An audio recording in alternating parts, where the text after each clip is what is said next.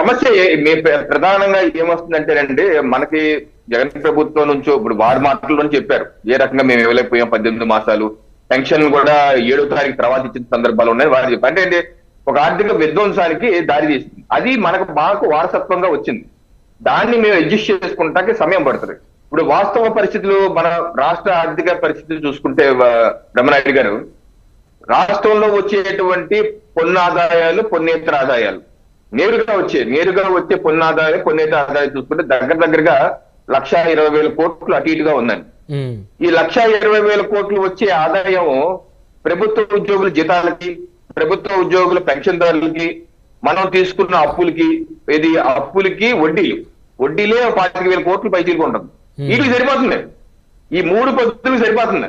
ప్రభుత్వ ఉద్యోగుల జీతాలు, వాళ్ళ పెన్షన్దారులు, వడ్డీలకి, దీనికి సరిపోతుంది వచ్చిన ఆదాయం అంతా. సో సమస్య ఏంటంటే పిండి కొద్ది రొట్టి, మన ఆదాయం అంతా, మన వ్యయం అంతా. ఆ పరిస్థితికి రాష్ట్ర యొక్క ఆర్థిక పరిస్థితిని నెట్టుకుంటా పోయారు.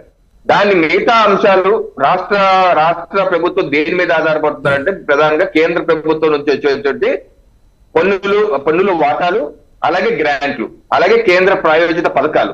వీటి మీద మనకి పరమారమి ఇప్పుడు ఈ కొత్త బడ్జెట్ లో 2024-25లో రాష్ట్ర ప్రభుత్వానికి వచ్చే పన్ను వాటా ట్యాక్స్ డివల్యూషన్ 42% డివల్యూషన్ లో 50,000 కోట్లు వస్తుంది. అలాగే గ్రాంట్ 32,000 కోట్లు వస్తుంది. అంటే 82,000 కోట్ల రూపాయలు కేంద్ర ప్రభుత్వం నేరుగా క్యాష్ మన బ్యాంక్ అకౌంట్ పడిపోతుంది. ఇది కాకుండా కేంద్ర ప్రాయోజిత పథకాలు, వివిధ పథకాలు కావచ్చు, మధ్యాహ్న భోజన పథకం కావచ్చు, లేదా జల్ జీవన్ మిషన్ కావచ్చు, లేదా ఎన్ఆర్ఈజీఎస్ కావచ్చు, ఎన్ని కేంద్ర ప్రయోజన పథకాల ద్వారా మరో 30-40,000 కోట్ల వరకు కేంద్ర ప్రభుత్వ బడ్జెట్ నుంచి మనకు వస్తున్నాయి. సో దీన్ని బ్యాలెన్స్ చేసుకుంటూ ఇంకా ఫర్దర్ గా రాష్ట్రాన్ని అభివృద్ధి చేయాలంటే అప్పు చేయక తప్పదు. ఇందాక వారు అన్నట్టు అప్పు చేయాలని ఆర్థిక మంత్రి గారు అన్నారు అంటే తప్పదు ఈ పరిస్థితి. అలాగే రాష్ట్ర ఆదాయాన్ని పెంచుకోవాలంటే మౌలిక వసతులు కల్పన చేయాలి, ఇండస్ట్రీస్ తీసుకురావాలి. మౌలిక వసతులు కల్పిస్తేనే ఇండస్ట్రీస్ వస్తాయి. సో ఇది ఒక రొటేషన్ లాంటిది. సో మౌలిక వసతులు కల్పించుకుంటానికి డబ్బులు తెచ్చుకోవాలంటే కేంద్ర ప్రభుత్వం నుంచి, బ్యాంకులు కేంద్ర ప్రభుత్వం నుంచి ఉంటే దానికి మ్యాచింగ్ గ్రాంట్ వేయాలి. రోడ్లు వేస్తే ల్యాండ్ ఎక్విజిషన్ రాష్ట్ర ప్రభుత్వం చేయాలి. సో ల్యాండ్ ఎక్విజిషన్ రాష్ట్ర ప్రభుత్వం డబ్బులు ఖర్చు పెట్టాలి. దానికి డబ్బులు అంటే మళ్ళీ ఎక్కడి నుంచి ఎత్తుక్కోవాలి. సో ఇది ఇలా చేసి ఒక 2-3 ఏళ్లకి ఒక గాడిని పెట్టే అవకాశం ఉంటుంది. అంటే అందుకనే వారికి ఆర్థిక మంత్రి కూడా తప్పదు, ఒక సంవత్సరం పాటు అప్పు చేసుకోవాలి, గాడిని పెట్టాలి, పెట్టాక ఆదాయం పెంచుకొని.